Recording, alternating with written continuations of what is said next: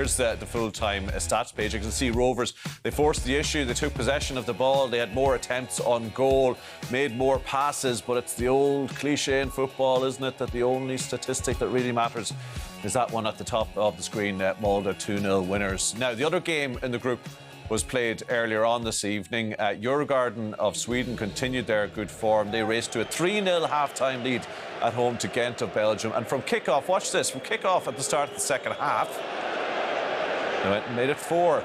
It was Gustav Wickheim grabbing his second to add to goals from Kalle Holmberg and Emmanuel Band. Lauren de Quattro and Hugo Kuipers grabbed late consolations, but it finished 4-2 to Djurgården in Sweden. So that means when we look at the table after match day 4, Djurgården are through to the next round. They have qualified with 2 games to spare. Remember, they started their campaign with a 0-0 draw in Tala.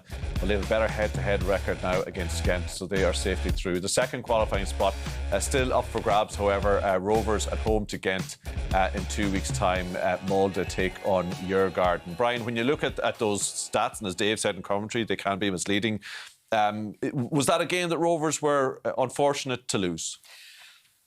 I wouldn't say unfortunate to lose, Tommy. They played much better than they have done, and it was better even than the performance against Djurgården in that they dominated possession tonight. But you have to take the opposition into account on how they approached the game. Rovers' approach was, we got to take it to them tonight and have a bit of a go. Last week we set in and got stuffed 3-0 and had little of the ball. Tonight they decided to be more aggressive, try and play in the front foot, take it to the opposition. Whereas Molde sat in and were prepared to soak up a bit of pressure and play on the counter-attack. And when you look at the chances they had very clear-cut chances as well. And Alan Manis was outstanding for Rovers in making 3 huge saves, whereas Molde's keeper didn't really have saves to make, 1 or 2, but nothing exceptional, I'd say. So I wouldn't say they were unlucky to lose, but they certainly could have. They could have got a result, they could have drawn, or they could have won the match had they taken their first half chances in particular. A lot of the second half stuff was snatched shots from a long way out, the offside goal, and Green is offside. But they were certainly unlucky in terms of Fofana's goal was offside. But you can't say the second goal was unlucky. That's just pure defending. And at the end of this, where we are now, Rovers have played 4 games and they haven't scored a goal. And it just shows you the lift in levels. They've no problem scoring in the League of Ireland. They'll probably get 3 on Sunday when they need them. They're up near 60 goals in the league in 32 games. You know, but when you get to the next level, it's harder to get clear-cut chances, and you have to take them. In the League of Ireland, you get loads of chances. They got on Sunday in injury time, they had 4 chances, I think, before Rory Gaffney got them the winning goal, and that was just in injury time. At this level, not so many, and you've got to take them when they're clear-cut, and they didn't. Is that something, Damien, that comes with time, that comes with experience at this level, or is it something that you just need to have a big checkbook in to get in, you know, a striker who can score goals? Checkbook obviously helps, but I think that's, you know, I spoke before the game about the Conference League and what it can do for Rovers, getting 6 good games, quality opposition, a level of opposition that isn't in another stratosphere. They're just a level up from them. And they show that they learned from the first game. In the first game, Molde, perhaps they went about it wrong way tactically, but tonight they came and they show they can mix it.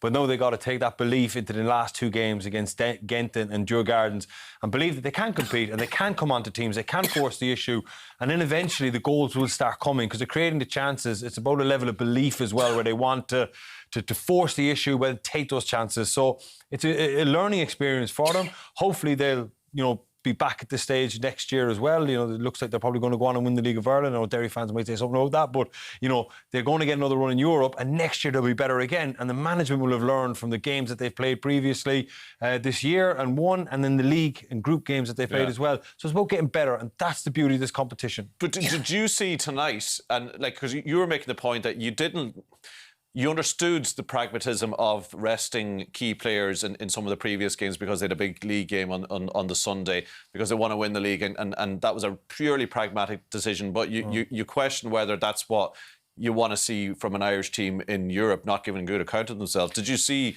you know, something that was a little bit more inspiring to watch this evening from Rovers? Yes, and the reason I would probably disagree with, no, I don't know whether Stephen Bradley did rest those players or there was injuries, issues or what, or whether he prioritised the Shells game, but as a player, you get to do something that you've not done before, and that's played group stage. I think only Ronan Finn and Richie Toll and a couple of the Dundalk players have played group stage football before. But as a player, fatigue shouldn't be an issue, you know what I mean? And then the carrot of, we get to do this again next year. So the Shells game on the horizon, you know, I could run and run and run. I know at the end of a long season, I know it's difficult, but you've got to demand that out of your players, that you've got to put your best team on the pitch. You've got to put forward the best game plan to try and get a result and do yourself justice in this league.